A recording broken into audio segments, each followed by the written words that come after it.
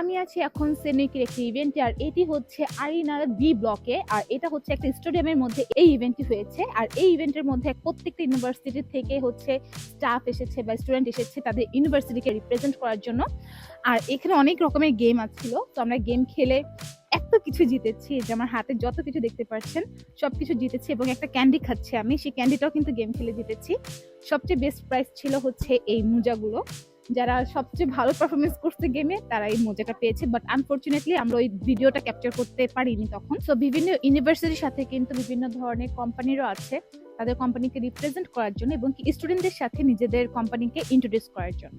তো যাই হোক, ইভেন্টটা এখন প্রায় শেষের দিকে, আমরা অনেকগুলো গেম খেলে অনেকগুলো গিফট জিতেছি। কালকে আমরা আবার আসবো, ইভেন্টটা মাত্র 2 দিনের জন্য থাকবে।